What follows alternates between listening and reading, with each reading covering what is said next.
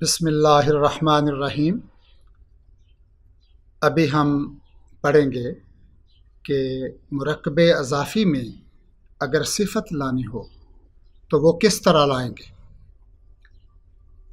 صفت مضاف کی بھی ہو سکتی ہے اور مضاف الیہ کی بھی ہو سکتی ہے۔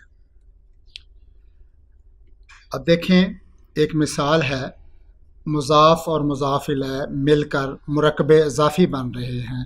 ولد الرجل، آدمی کا بیٹا۔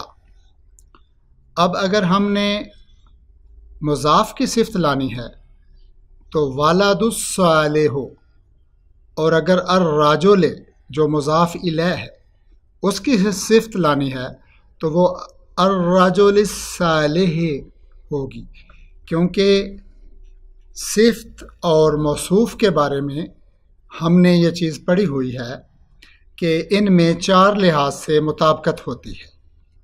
وہ 4 لحاظ کون سے ہیں؟ آپ دوبارہ ان کو دہرا لیں۔ ایک تو وہ اعراب کی حالت کے لحاظ سے، رفعی، نصبی یا جری، جو بھی حالت ہوگی وہ موصوف اور صفت دونوں کی ایک جیسی ہوگی۔ اعراب کے علاوہ مذکر اور مؤنث ہونے کے لحاظ سے وہ دونوں ایک جیسے ہوں گے، صفت اور موصوف۔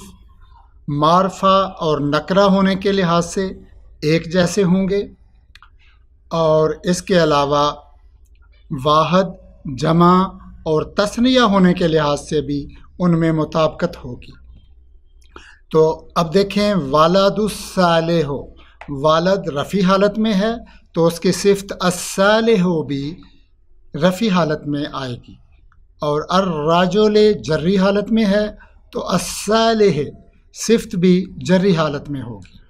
اب یہ صفت جب ہم لگائیں گے مضاف کی صفت کے طور پہ آئے گی تو ولد الرجل الصالح، اور جب مضاف الیہ کی صفت آئے گی تو ولد الرجل الصالح۔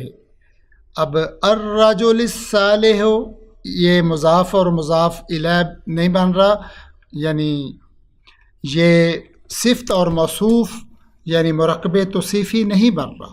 ولد الصالح مرکب توصیفی بنتا ہے۔ اسی طرح دوسری مثال میں الرجل الصالح یہ مرکب توصیفی بنتا ہے۔ تو اس سے آپ سمجھ سکتے ہیں کہ یہ صفت کس کی ہے، مضاف کی ہے یا مضاف الیہ کی ہے۔ اب ایک اور مثال دیکھیں۔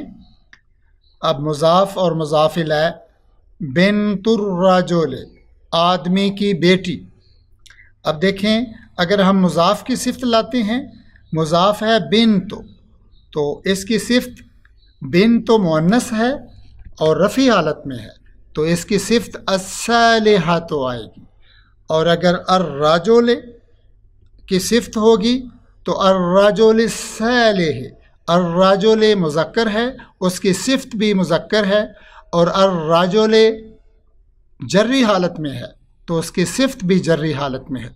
اب آپ اس کو دیکھیں، بنت الرجل الصالحۃ، آدمی کی نیک بیٹی، یعنی اس میں صفت اور موصوف کون ہے؟ بنت الصالحۃ، جیسے کہ ہم نے اوپر پہلے اس کو ڈسکس کر لیا۔ اسی طرح اب آپ دوسری مثال دیکھیں، بنت الرجل الصالح، نیک آدمی کی بیٹی، اس میں صفت اور موصوف یعنی مرکب توصیفی الرجل الصالح بن رہا ہے، اور پچھلی مثال میں بنت الصالحہ تو یہ مرکب توصیفی بن رہا ہے۔ تو یہ ترجمہ ہوا بنت الرجل الصالحہ کا، آدمی کی نیک بیٹی، کہ الصالحہ تو صفت بنی بنتوں کی، اور اس مثال میں بنت الرجل الصالح، الصالح صفت بنی الرجل کی۔ تو آپ سمجھ گئے ہوں گے کہ صفت جو لانی ہے مضاف کی ہو یا مضاف الیہ کی، وہ ہمیشہ مضاف الیہ کے بعد آئے گی۔ اب آپ کے لیے ایک ایکسرسائز ہے، یہ 2 جملے دیے جا رہے ہیں، ان کا آپ نے ترجمہ کرنا ہے۔ بنت المرأۃ الصالحۃ، اور دوسرا جملہ ہے بنت المرأۃ الصالحۃ۔